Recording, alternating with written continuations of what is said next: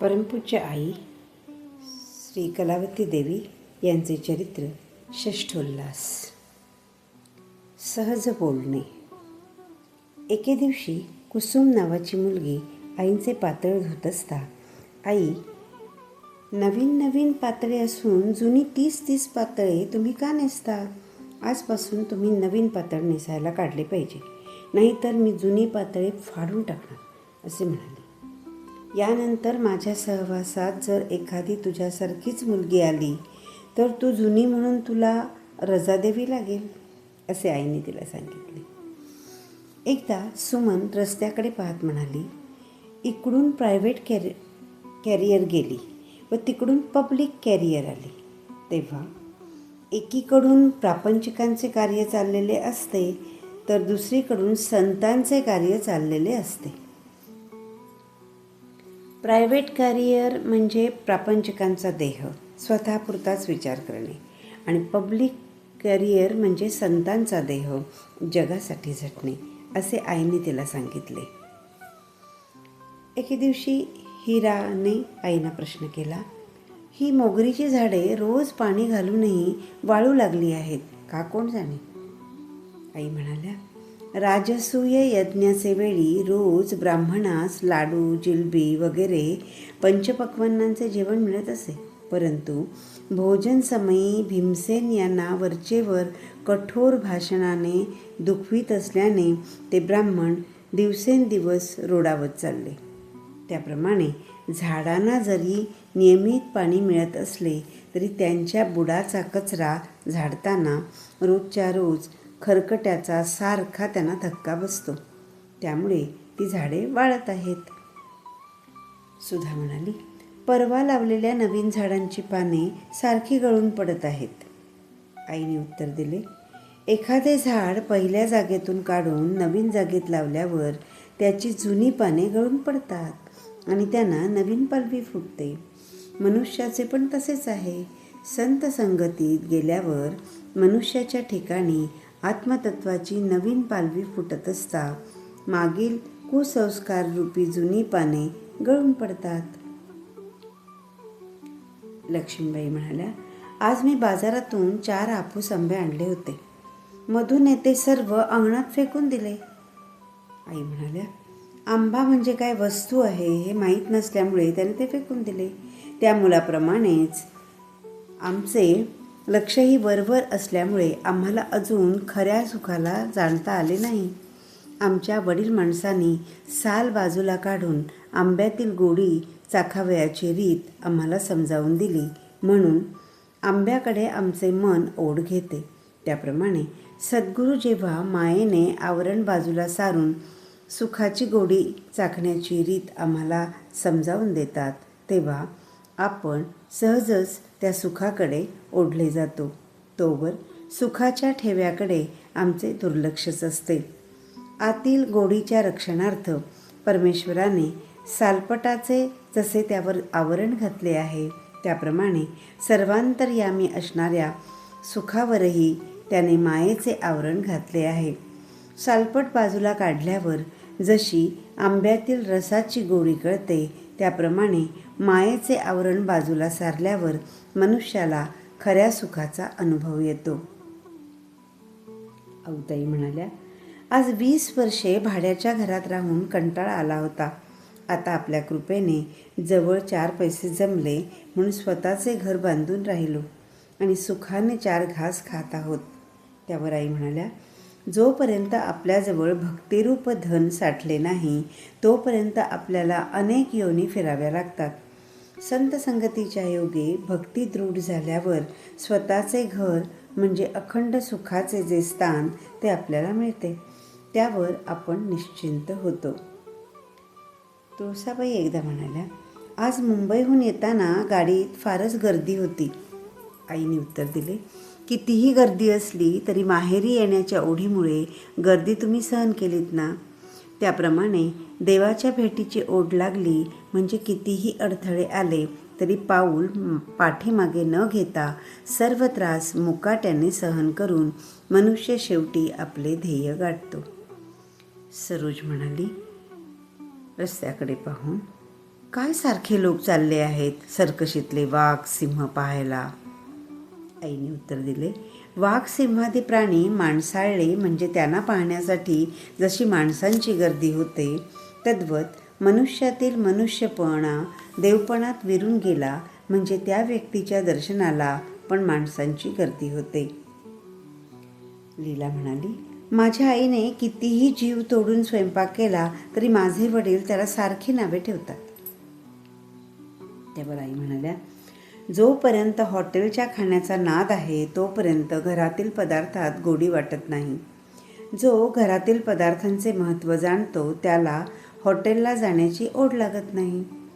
त्याप्रमाणे जोपर्यंत विषय गोड वाटतात तोपर्यंत देवाचे महत्त्व वाटत नाही आणि देवाचे महत्त्व कळू लागले की विषय गोड वाटत नाही. कुसुम म्हणाली, आई, ही शाल किती सुंदर दिसत आहे नव्हे का?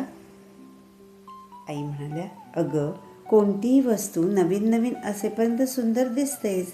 जेव्हा ती 4-6 महिने वापरली जाते तेव्हा तिच्या रंगाची खरी परीक्षा लागते. सद्गुरू शिष्यावर एकाएकी विश्वास ठेवीत नाहीत. काही दिवस त्याला सहवासात ठेवून घेऊन आपल्या परीक्षेला उतरल्यावर ते त्यास ब्रह्मोपदेश करतात. याचे कारण हेच होय. द्वारका म्हणाली, आज आमची सर्व फुलझाडे गुरांनी खाऊन टाकली. मी स्वयंपाकघरात होते त्यामुळे अंगणात गुरे आलेली मला दिसली नाहीत.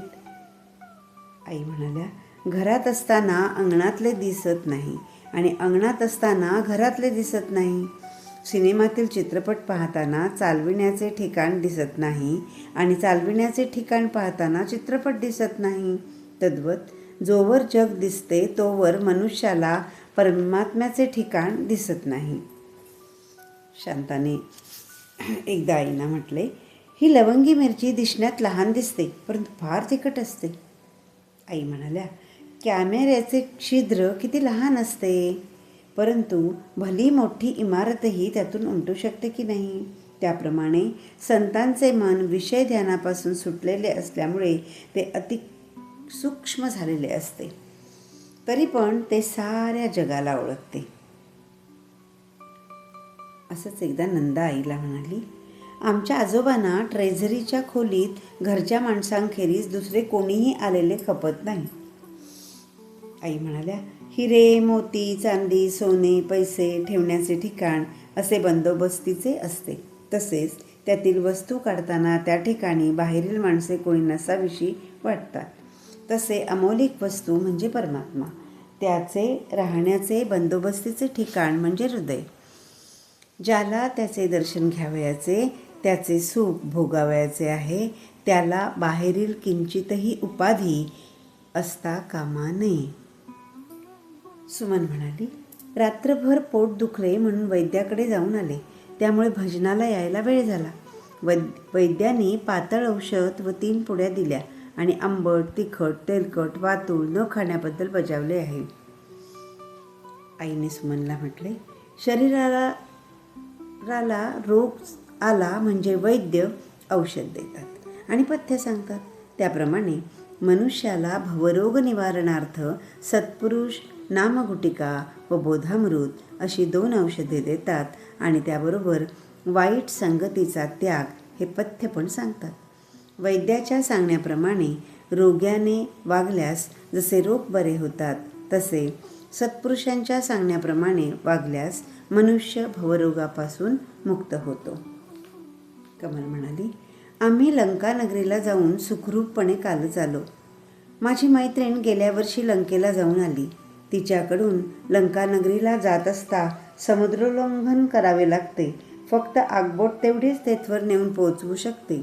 इत्यादी सविस्तर माहिती आधी मिळाल्यामुळे जाता येता किंवा कोठेच त्रास झाला नाही. आई म्हणाल्या, मोक्षनगरीला जाणाऱ्यांना पण भवसिंधू तरून जावे लागते. भवपार करण्यास गुरुवाक्य एकच साधन आहे.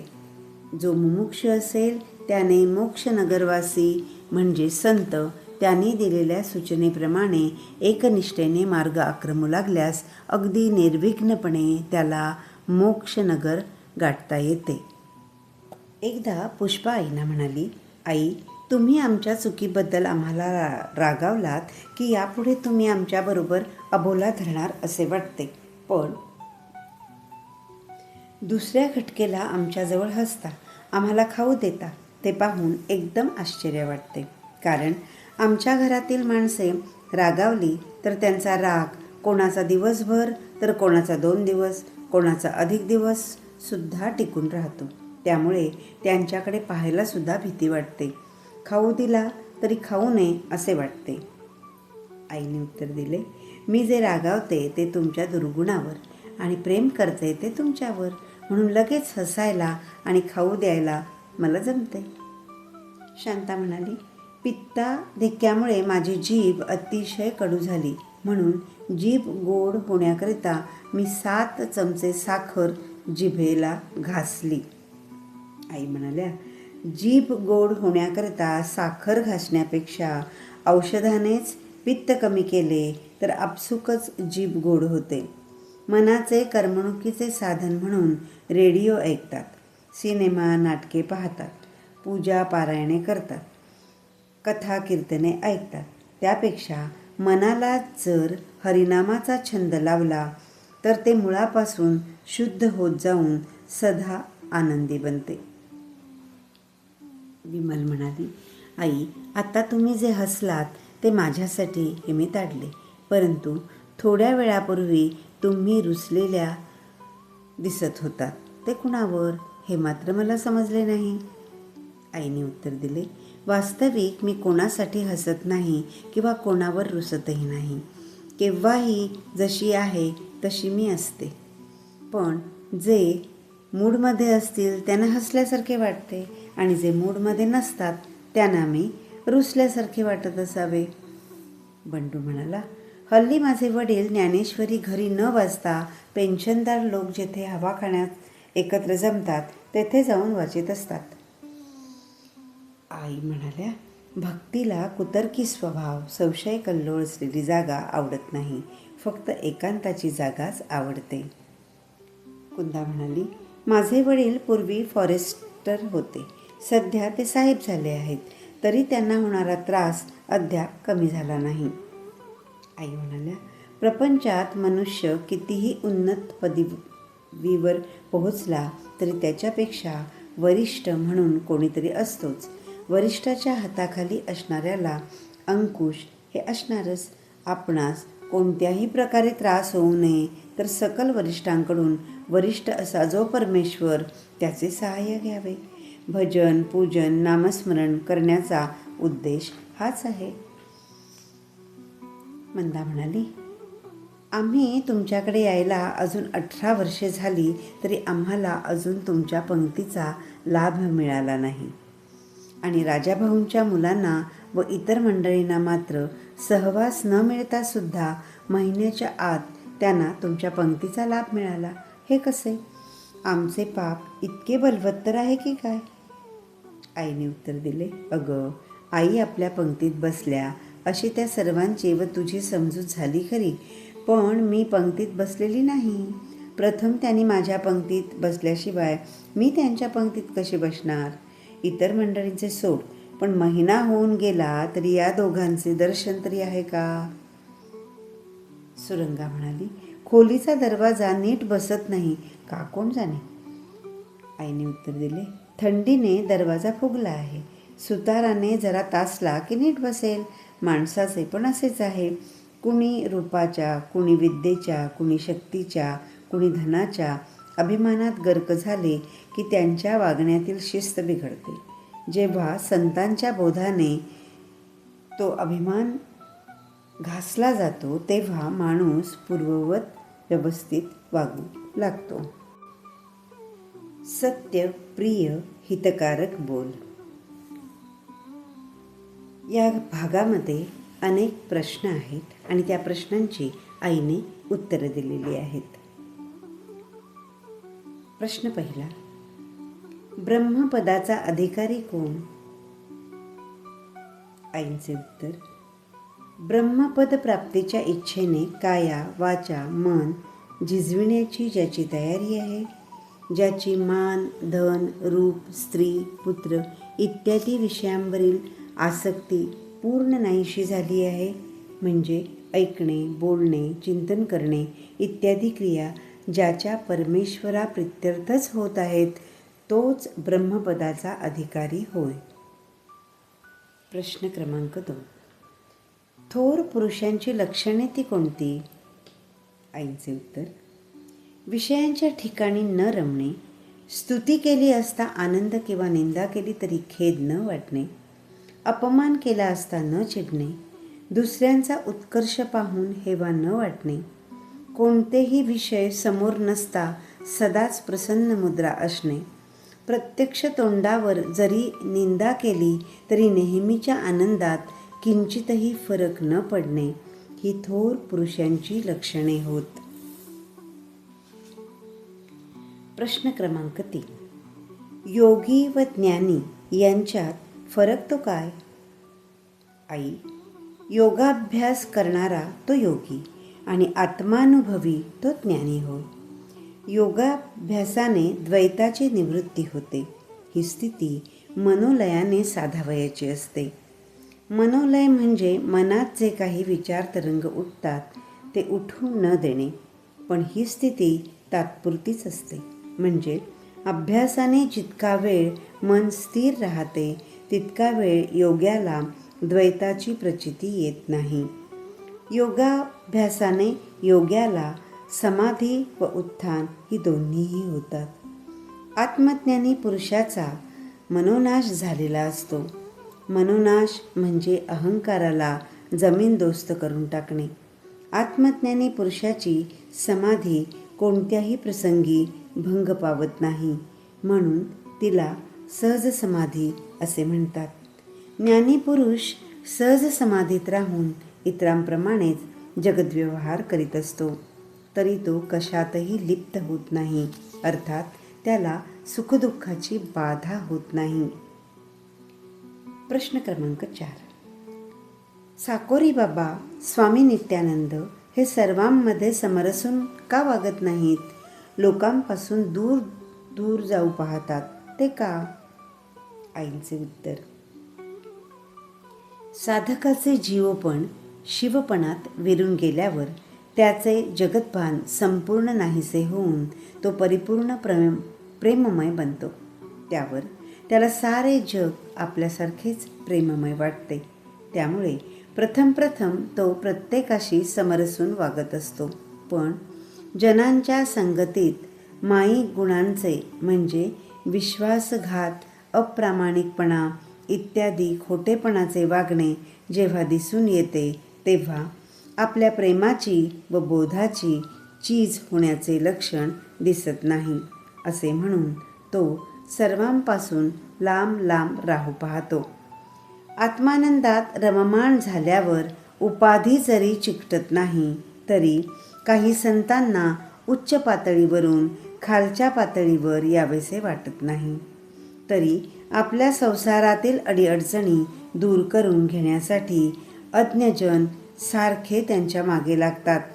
या कारणानेही ते जगापासून लांब लांब राहू पाहतात. प्रश्न क्रमांक 5. संत बंधकांपेक्षा निंदकांना अधिक मान का देतात? आई म्हणाल्या: आपण मंडईत गेलो असता कारली कडू म्हणून त्याकडे दुर्लक्ष न करता इतर भाजीबरोबर ती पण घेत असतो. का? तर ती खाल्ल्याने रक्तशुद्धी होते म्हणून. तद्वत सद्गुरूंच्या कृपेने परम आनंदाची प्राप्ती झाल्यावर मनुष्याच्या दुःखाचा समूळ नाश होऊन तो पवित्र बनतो. तेव्हा भाविक लोक त्याची स्तुती करू लागतात. त्यावर ज्ञानाचा अभिमान होण्याचा संभव असतो. त्यासाठी निंदकांना जवळ केले असता अभिमानाला वाव मिळत नाही. याचकरिता संतांना निंदक फार फार आवडतात. प्रश्न क्रमांक 6. संत देवाच्या ठिकाणी निमग्न राहून संसार कर्मे कशी करतात? आईचे उत्तर: नदीवरून बायका चालल्या म्हणजे डोक्यावर घागर, घागरीवर तांब्या, तसेच खांद्यावर लुगड्याचे पिळे घालून दोन्ही हात मोकळे सोडून परस्परांशी बोलत जात असतात. परंतु त्या सर्वांचे लक्ष मात्र डोकीवरील घागरीकडे असते. त्याप्रमाणे संत जगातील सर्व व्यवहार करीत असतात, परंतु त्यांचे पूर्ण लक्ष परमेश्वराकडेच असते. प्रश्न क्रमांक 7. संत संगतीत पुष्कळ दिवस राहिलेल्या कित्येक माणसांमध्ये अजिबात सुधारणा झालेली आढळून येत नाही. याचे कारण काय? आईंचे उत्तर: ज्याचा फोटो घ्यावयाचा तोच जर हलू लागला तर जसा कॅमेऱ्यावर त्याचा फोटो उमटत नाही, त्याप्रमाणे चंचला अवस्थेत मनबोध ग्रहण करू शकत नसल्याने सत्सहवास जरी घडला तरी मनुष्य सुधारू शकत नाही. प्रश्न क्रमांक 8. राम जर हृदयात आहे तर आमचे लक्ष विषयांकडे का धाव घेते? आई म्हणाल्या, बेडूक कमळाच्या शेजारी सतत राहत असूनही त्यातील मकरंदाकडे त्याचे लक्ष जात नाही. गोचीड सदाच गायीच्या स्तनाजवळ राहत असूनही तिला दूध सेवन करावे असे वाटत नाही. याचे कारण बेडकाला मकरंदाची किंवा गोचिडीला दुधाची चव माहीत नसते. त्याचप्रमाणे राम हा आपल्या हृदयात आहे हे ऐकून किंवा वाचून जरी समजले तरी तो खरोखर आराम देणारा आहे याची जोपर्यंत आपणास खात्री पटत नाही तोपर्यंत त्याच्याकडे मनुष्याचे लक्ष जात नाही. सासू घरात असताना सुनेला तिची किंमत कळते काय? काय म्हातारीची कटकट, एकदा मेली तर बरे होईल असे तिला वाटते. तेच ती मेली म्हणजे सासूबाई असत्या तर त्यांनी मुलांना तरी सांभाळले असते असे सुनेच्या तोंडून उद्गार येऊ लागतात. दुभते जनावर घरी असेपर्यंत त्याची किंमत वाटत नाही, पण दुधाचा रतीब सुरू झाला की रोज गायीची आठवण होऊ लागते. त्याचप्रमाणे एखादे संतांचे ठिकाण जवळ असले तरी आपल्याला तेथे जाण्याची इच्छा होत नाही. परंतु ज्ञानेश्वर, तुकाराम, एकनाथ हे आता जर असते तर त्यांच्या सहवासाने आम्ही जन्माचे सार्थक तरी करून घेतले असते असे आम्हाला वाटते. तात्पर्य: जवळ असलेल्या वस्तूचे महत्त्व न वाटणे हा मनुष्य स्वभावच आहे. प्रश्न क्रमांक 9. मी आज बरीच वर्षे परमेश्वराची उपासना करीत आहे, परंतु अजून शांती का मिळाली नाही? आई म्हणाल्या, नदीत असलेल्या खडकामध्ये कित्येक वर्षे निघून गेली तरी किंचितही फरक झालेला दिसून येत नाही. फरक व्हायला दगडाला स्वतःमधील एकतर कठोर स्वभावाचा वीट आला पाहिजे किंवा पाण्याच्या निर्मळ स्वभावाबद्दल आदर वाटला पाहिजे. त्याचप्रमाणे मनुष्याची सुधारणा व्हायला एकतर त्याला आपल्या स्वभावाचा खरोखर वीट यावा लागतो किंवा त्याने परमेश्वराचे महत्त्व तरी जाणावे लागते. प्रश्न क्रमांक 10. माझे व माझ्या भावाचे एक क्षणभरही पटत नाही. तो कट्टा नास्तिक आणि मी कट्टा आस्तिक. मी लहान वयापासून सत्कर्मात रत असतो आणि तो सदा व्यसनात गर्क असतो. अनेक उलाढाली करून तो श्रीमंत झाला. मी पूर्वी दरिद्री होतो आणि अद्यापही आहे, पण मिळेल त्यात संतुष्ट असतो. परंतु तो काही ना काही कुसपट काढून सारखे माझ्याबरोबर भांडतो. त्यामुळे घरात शांती नाही. तेव्हा पुढची वाट काय? आई म्हणाल्या, जेथे सत्य आहे तिथे जय हा आहेच. परमेश्वराच्या कायद्याप्रमाणे दुष्कर्माचे फळ दुःख व सत्कर्माचे फळ सुख हे प्रत्येकाला मिळत असतेच.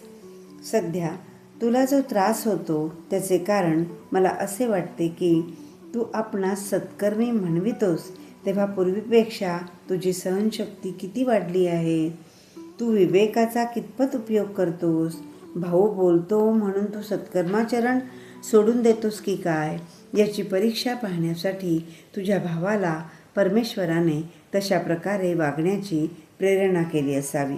करिता तू आपली भक्ती गढूळ होऊ न देण्याविषयी सावध राहा. तुझ्या भक्तीची बैठक दृढ झाली म्हणजे भाऊ आपोआप ताळ्यावर येईल, भांडणे मिटतील आणि घरात शांती नांदेल. ओम नमः शिवाय.